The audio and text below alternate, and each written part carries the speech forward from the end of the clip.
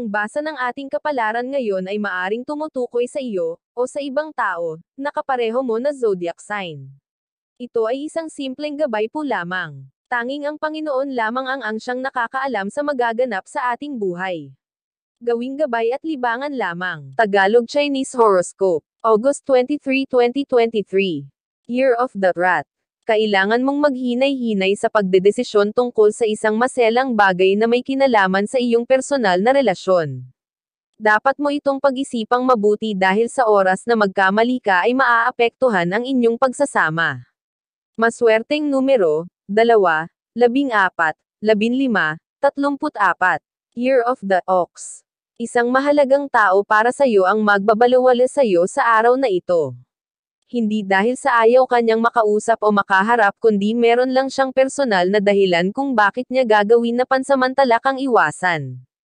Maswerteng numero, 35, 56, 57, 62. Year of the Tiger. Mabibigo kang tapusin ang isang proyekto na nasimulan mo na. May mga hadlang na darating ngayong araw para matapos mo ito kaya naman mapipilitin kang ipagpaliban ang iyong ginagawa at pagpapasyahan mong gawin ito kinabukasan. Maswerteng numero, 22, 32, 35, 45. Year of the Rabbit. Magugulat ka dahil ang utang na matagal mo nang kinalimutan ay mababayaran sa iyo ngayong araw. Hindi mo na ito inaasahan dahil sa nakikita mong sitwasyon ng nangutang sa iyo kaya labis mong ikatutuwa ang pag-alala niya sa kanyang nahiram.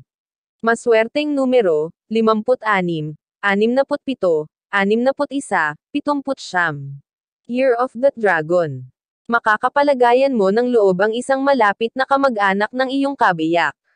Ito ay dahil sa isang hindi inaasahang pagkakataon na pareho niyong kasusuungan. Subalit kailangan mo pa ring piliin ang iyong mga ikukwento. Maswerteng numero, 43, 45, 50, 50. Year of the Snake. Malapit na ulit madagdagan ang iyong inaanak. Bawal ang tumanggi sa oras na ikaw ay kuhanin dahil ang pag-aanak ay isang biyaya na kailangan mong tanggapin at yakapin sa puso mo. Isang dating kaibigan ang kukuha sa'yo. Maswerteng numero, 4, 11, 30, 51. Year of the Horse. Kukulanggan ang oras mo para sa pagpe-prepare sa isang nalalapit na event. Kaya naman manggangarag ka ng husto. Kung kulang pa ang mga nakakatulong mo sa pag-aayos ay huwag magdalawang isip na maghanap pa ng iba. Maswerteng numero, 52, 57, 68, 70. Year of the Sheep. Wala kang dapat ikatakot sa pagdating ng isang tao. Kahit siya ay may kesengitang taglay, may maitutulong pa rin siya sa iyong pamilya kaya sa halip na katakutin ay ipagpasalamat na lang na hindi niya nakakalimutan na dalawin ang iyong pamilya. Maswerteng numero, 10, 15, 19, 20. Year of the Monkey. Hahamunin ng tadhana ang haba ng iyong pasensya sa paghihintay sa isang napakahalagang bagay para sa iyo.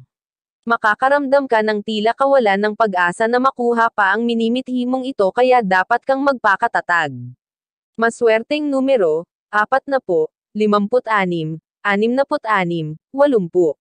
Year of the Rooster. Walang lugar ngayon ang pagbabanding. Kakailanganin mong tutukan ang gawaing iniatang sa balikat mo ng mga nakatataas sa trabaho. Sa gawaing ito nakasalalay kung ano ang magiging sitwasyon mo sa mga susunod na araw sa inyong departamento. Maswerteng numero, 14, 15, 26, 27. Year of the Dog. Kung sa akala mo ay natuto ka na mula sa mga nagdaan mong relasyon, nagkakamali ka. Muli kang may in love sa maling tao. Pero hindi mo ito mapipigilan. May kakaiba sa kanya na labis mong hahangaan at mamahalin.